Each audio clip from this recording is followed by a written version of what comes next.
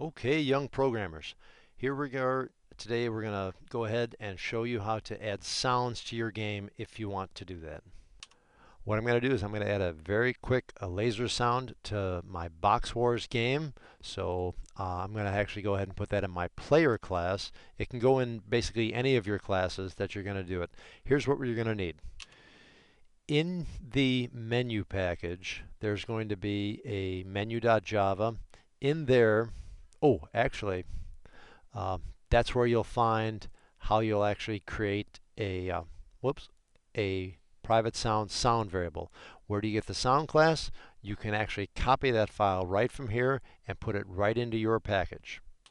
You can copy that file from here, right click copy, go to your package, right click paste. There it is, showed up. Still, you should go ahead and refresh your project.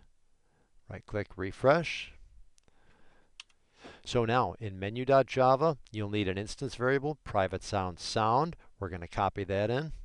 And then I'm going to tell you some other lines of code that we're going to need. You're also going to need an array list, which is going to be all of your sound files.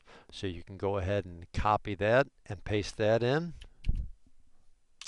Okay, now this of course is going to be the entire array of all the strings of the file names of your sounds. I do recommend using WAV files. So I'm going to replace this and I'm going to get a file that I'm going to download from the website and I'll call it laser.wav, and then I'm not going to have a second sound at this time. Okay, let's go to the web and download that file, laser.wav. Alright, I found a website here that actually is not blocked. Download free sound, 8-bit sound effects. You can go there, you can go anywhere. This is to download Laser Shoot 8, so I'm going to go ahead and do save link as, and it's going to save this. We need to save it. Make sure you save it right in your package, okay? Save it as a WAV file.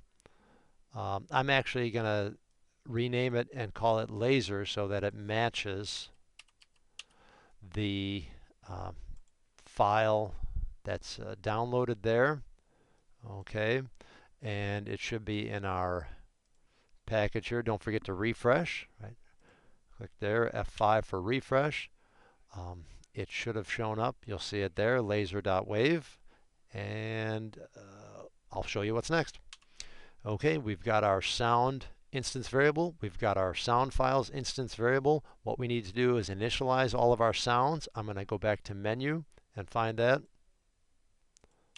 So here in the menu.java, we're going to take the sound, create a new sound variable, the default constructor, and then we're going to invoke the load sound files with our sound files array. So you can literally copy both of those lines and paste them into your player class. Okay, I could put them right in the constructor. All right, put them right after my image there.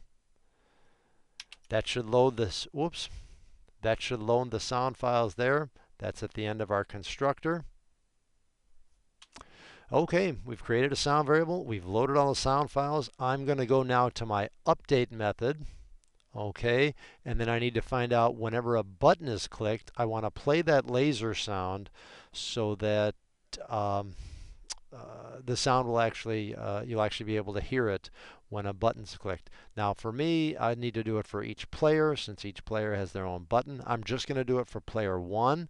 So if the button 1 is clicked, that adds a new BB. So I'm also going to put in here, this is just going to be sound.play, and then we're going to put in a clip number, which is just clip 0 because it's at index 0. And are we going to loop it? No. So we're going to put in a false for that Boolean there. All right, let's go ahead and run it and see if it works.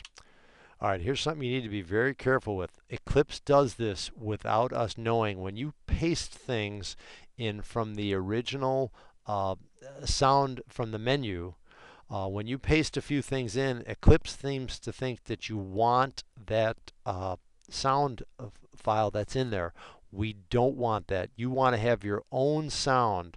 Remember when we copied that file in there? So what you're going to need to do is look back up at your imports. If you start throwing exceptions for index out of bounds and other things like that, you need to delete that import sound.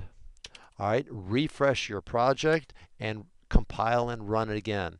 It will then grab your own sound file and things should be much better in that respect. Okay, here we're going to run it.